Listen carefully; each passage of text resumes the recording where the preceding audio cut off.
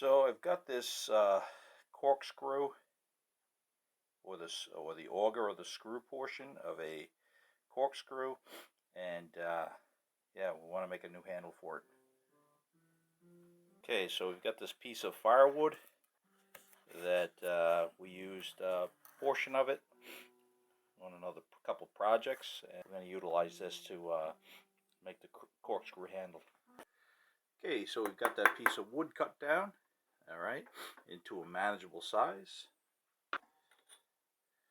About 5 inches, just shy of 5 inches.